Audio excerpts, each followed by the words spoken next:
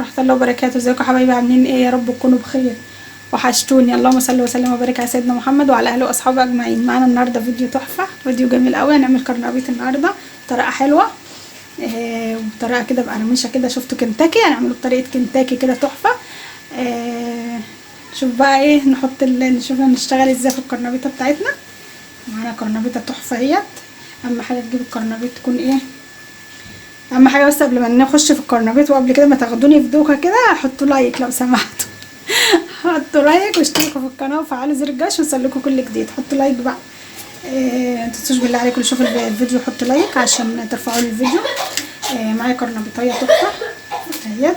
اهم حاجه تجيب الكرنبيطه اللي تكون ايه الورد بتاعها لابس في بعضه كده. بصوا كده، ما تجيبوش جايه بتبقى ايه متفرعه فاضيه كده، ما تبقاش حلوه، وبتبقى بتشرب ميه وانت بتسلقها ما بتبقاش حلوه. هات الكرنبيط اللي هو بقى ايه مكبوسه كده. بصوا اهي بتبقى، بصوا الوردات الزهره بتاعتها او الورده بتاعتها بتبقى كلها لابسه في بعضها كده ومكبوسه كده. دي بتطلع معاكي كرنبيطيه تحفه وتبقى حلوه، بتبقى مسكره وحلوه. استنوا بقى، بسم الله. نعملها بطريقه حلوه ان شاء الله النهارده تعجبكم. طريقه كنتاكي ان شاء الله تبقى مقرمشه كده وطريقتها حلوه. بسم الله الرحمن الرحيم. بايديكي كده فصصوا كل الزهر بتاعها كده لما ما تطلعش معاكي اعملها بالسكينه اهي. بصوا ينفع تعمل بايدك اهو. دي بقى نعملها كده عشان تبقى ايه تبقى صغيره قوي تمام كده. امسكوا نغسلوا غسله حلوه. بصوا انا بشيل بصوا الجزء ده بسيبها كده، حاولي انا اشيل ايه يبقى الجزء بتاعها اللي بصوا العروق دي او الجزء ده كده بشيله كده. لا تقولي بقى الكرنبيط يطلع من قلبه طري ولا البيض ما استواش من قلبه ولا اي حاجه. نعمله بطريقه حلوه قوي وهيطلع معاكي مقرمش وجميل وبرده مستوي من جوه كده وقلبه بقى تحفه. الحقوا بقى نجيبوه ونعملوه عشان خلاص هو ماشي. حاولي بقى تقطعيها زي ما انت عايزه، من الحجم اللي انت عايزاه. انا جايباها على فكره كرنبيطه يعني حجم صغنن، مش جايباها كبيره قوي عشان ايه بحب اجيبه واعمله وناكله على طول سهله خالص. نشطفه بقى ونروح نشوفه نغليه ونولع على حله الميه. في الورده اللي تلاقيها كبيره وعايزه تقسم اقسمي. اهي بقى الحله بتاعتي دي. بصوا انا كده ولعت على حله الميه بتاعتي وغلت اهي بتغلي. انزل عليها بمعلقه، اول حاجه هننزل عليها بمعلقه سكر. حطي معلقه السكر في ميه السلق، انزلوا بمعلقتين ملح، انزلوا بحبه كمون يعني ربع معلقه كمون تمام كده. انزل بقى على الكرنبيط بتاعي.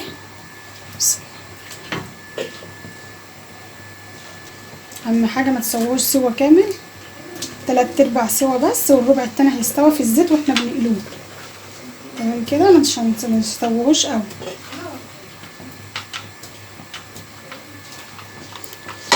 هنسويه اول ما تتك على الزهره دي تلاقيها استوت بس مش قوي يعني، فيها تكه كده نطلعه العرق بتاعها من فوق مش من هنا، تشوفها من هنا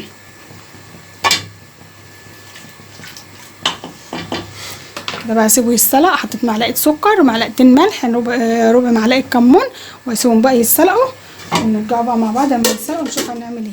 وانا مولعه البطاطس بتاعتي تتسلق برضو. اسلق بطاطس اهيت غسلتها وحطيت عليها ملح وولعت عليها تتسلق، وهنشوف بقى لما نرجع نشوف هنكمل عشان نعمل البطاطس بنفس الخلطه بتاعه الكرنبيط.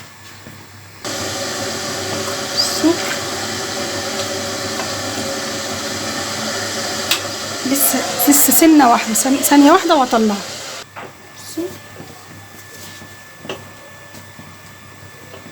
تعرفها ازاي اللي استوت؟ لسه دقيقه واحده اهي دي كتير.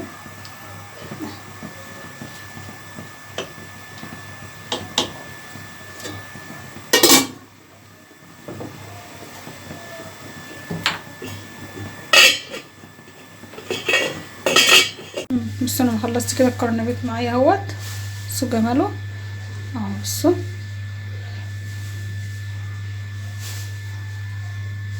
سلقته والزهره طالعه زي ما هي سليمه زي ما هي. متسلقوهوش قوي، واول ما تطلعيه من الميه السخنه حطيه في ميه ساقعه على طول من الحنفيه، وعشان توقفي عمليه السوا بتاعته عشان ما يتهرش معاكي. ماشي. والبطاطس معايا سلقتها وقشرتها. تعالوا بقى نشوف المكونات بتاعتنا هنا، الحاجه بتاعتنا. ماشي. معايا هنا 7 بهارات. تمام كده. معايا هنا نص معلقه ال7 بهارات، نص معلقه بابريكا، معلقه ملح، معلقه كمون، نص معلقه فلفل اسمر، نص معلقه شطه. الشطه دي اختيار، عايز احطها احطها، مش عايز احطها خلاص. ومعلقه توم كبيره، يعني 5 6 فصوص توم كده ودقهم حلو اهم معلقه. ومعايا 3 حبات بيض.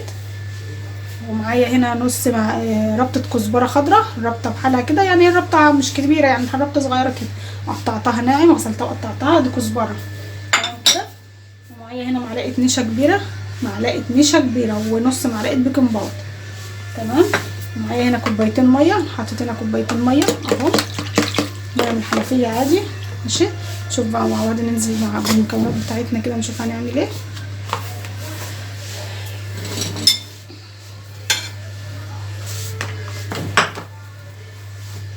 الميه بتاعتي هجيب بقى قد ايه، اهم حاجه دقيقه الخليه.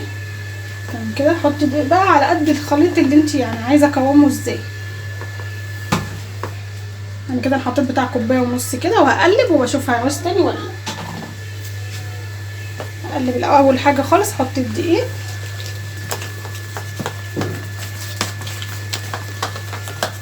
اقلبه حلو عشان ما يكلكعش مني. بصوا كده، بصوا انا بقى لسه هنزل بقى بالبيض.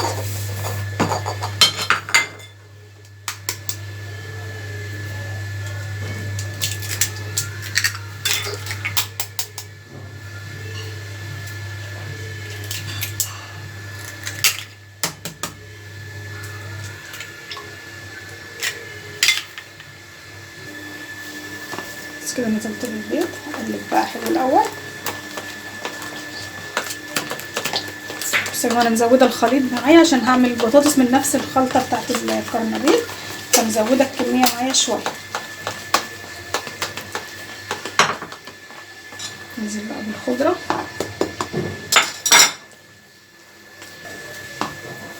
ننزل بالبيكنج باودر والنشا. ننزل بالبهارات بتاعتي كلها.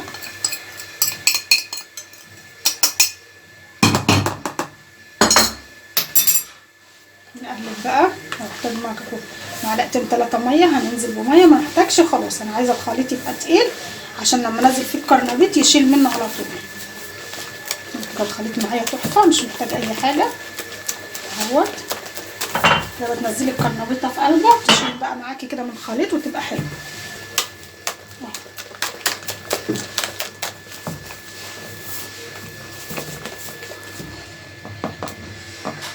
كده خلاص. شوف بس ملحه.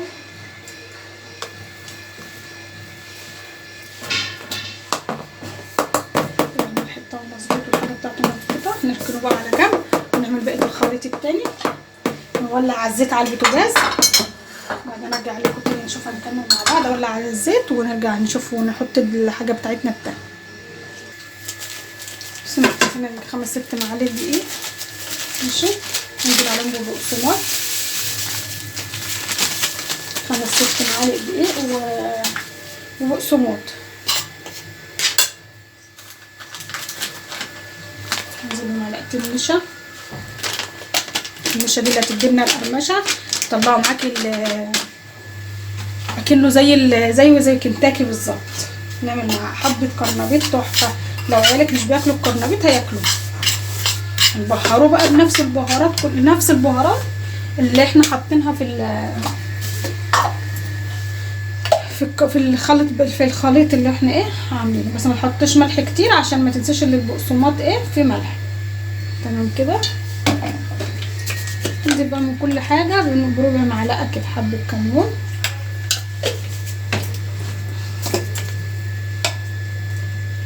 حبه فلفل اسمر، وطعامي معاكي الحاجه بتاعتك كلها، حبه بابريكا،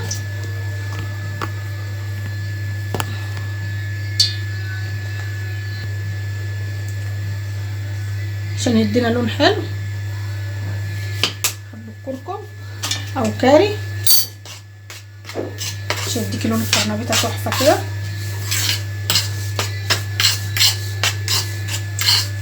والله انا حاطه كركم مش كاري يا جماعه، انا حاطه كركم.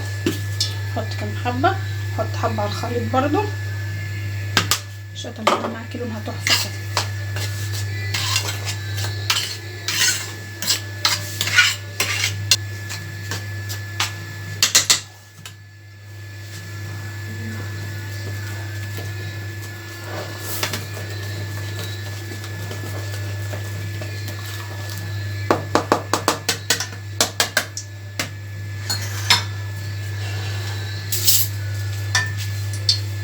الدقيق بتاعنا احنا بقى نقرب على البوتاجاز عشان ايه كل شغلنا عند البوتاجاز عشان ما نبهدلش الدنيا.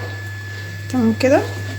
القرنبيط بتاعنا هنا، وادي الخليط بتاعنا هنا، وادي الدقيق بتاعنا هنا. حاولي ان انت ايه بحاجتك كلها مظبوطه كده عشان ايه الدنيا ما تتبهدلش معاك. اهم حاجه الخليط يبقى، بس خلي بالك عشان يبقى بعيد عن البوتاجاز. تمام كده. ننزل بقى بالقرنبيط بتاعنا.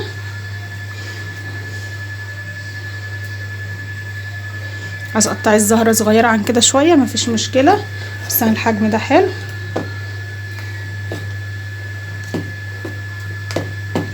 المهم الخليط معاكي يكون تقيل مش خفيف، عشان برضو ايه اللي هي تشيل برضو من الايه من الخليط كده وتبقى حلو. ننزل بقى هنا.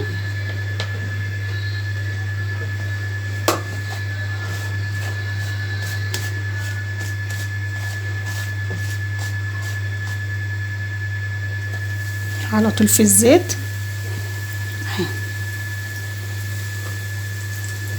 المهم اللي هتحطها في الدقيق والبقسماط تنزلي بيها على طول في الزيت على طول، ما تركنيهاش. لو ركنتيها هتنزل الخليط كله اللي فيها في الزيت وفي الدقيق والبقسماط.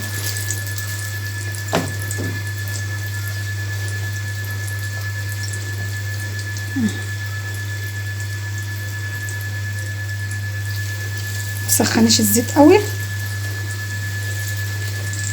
اول ما يسخن تنزلي عليه بالقرنبيط ووطي شويه عشان يستوى كده من قلبه ويبقى حلو ويبقى مقرمش معاكي ويطلع معاكي حلو.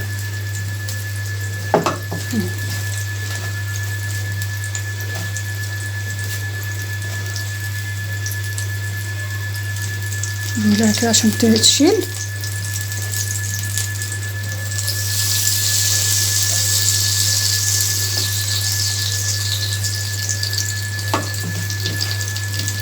نعمله كنتاكي من قرنبيط.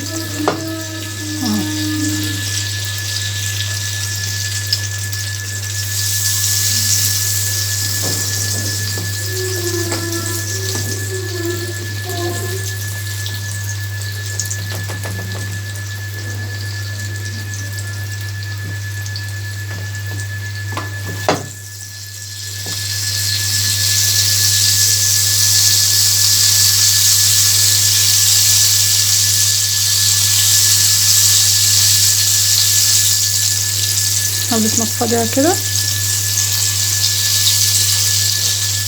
رأيكم في التحفة دي؟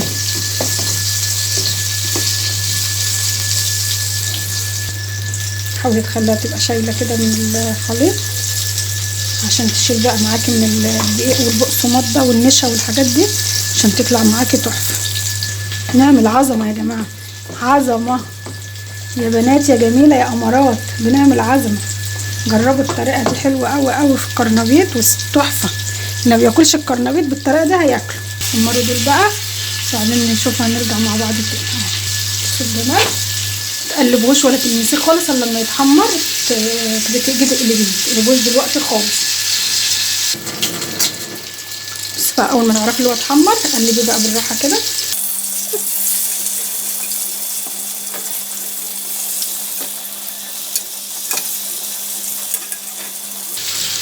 انا بحب احمرها كلها ما يبقاش وانا بسويها العرق بيبقى صغير خالص. بعمله هنا صغير خالص عشان لما احطها في الخليط ما يبقاش فيها اي حاجه خالص. بس لما تيجي طلعي على اي حاجه، طلعي على مصفى او شبكه او اي حاجه عندك عشان يصفي الزيت اللي فيه، وعشان ما يترش بس على بعض، عشان يفضل مقرمش كده ويصفي كمان الزيت اللي في قلبه.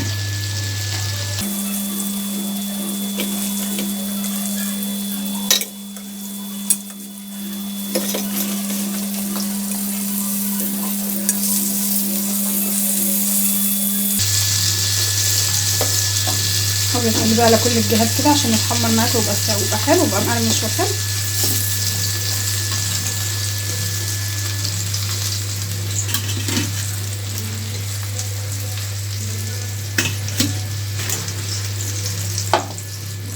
والله يا جماعه احلى من كنتاكي. بصوا له والله الاضاءه كمان ظلمه. بصوا سيبوه بقى هنا ونكمل بقيه الخليط بتاعنا. الكرنبطايه لما تجيبها حلو، القرص الكرنبيط لما تجيبيه حلو كده وزي ما وريتك كده لابس في بعضه كده، يكون الزهرات كلها لامسه في بعضها كده، هيطلع معاكي حلو. وحبه السكر كمان احطهم في السليق هيطلع برده، يطلع معاكي مسكر وطعمه تحفه. ماشي. وغير كده كمان الخلطه اللي احنا عاملينها دي تحفه. خلصهم بقى كلهم كده، واعمل البطاطس برده بنفس الطريقه، وبعدين نرجع بقى مع بعض نشوف هنعمل ايه. وقدمي بقى جنبها اي حاجه، بصراحه هي لوحدها كده مش محتاجه حاجه يعني. مشويه جنبها بتنجان وعامله جنبها برده بطاطس، والحمد لله كده جميل قوي قوي يعني. مقدرتش اقلي البتنجان عشان احنا كده كده قالين الكرنبيط، فكفايانا قوي كده يعني. انت شغاله بقى اللي الطاسه بتلاقيها فاضيه بتحطي كده واهو، وتقلبي ده وتحطي غيره، هتلاقي في نفسك في ثانيه خلصتي.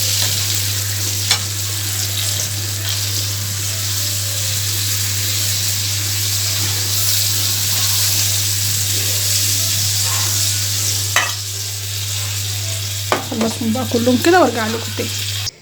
رايكم في التحفه بتاعنا ده النهارده؟ بصوا الجمال، عسل عسل عسل عسل. ايه رايكم؟ سكر اهو معانا هنا الحاجات بتاعتنا، معايا البتنجان الجميل، معانا الخس هنا، معانا البطاطس عملناها بنفس الطريقه بتاعت الخلطه بتاعت الكرنبيط، حلوه قوي اهيت. ومعانا الكرنبيط بقى اللي هو كنتاكي اهو تحفه. يا ريت بقى اللي مشتركش في القناه يا ريت تشرفنا ونورنا واشترك في القناه ويفعل زر الجرس يوصل لكم كل جديد، وحطوا لايك، حطوا لايكات كتير كتير كتير، واكتبوا لي كومنتات، اشوف كومنتاتكم ان شاء الله كل اللي تكتبوه لي. وربنا يخليكم ليا يا رب، ما احرمناش منكم ابدا. ويا رب يكون عند حسن ظنكم، ويكون فيديوهاتي كلها بتعجبكم ان شاء الله. حطوا بقى لايك. السلام عليكم ورحمه الله وبركاته.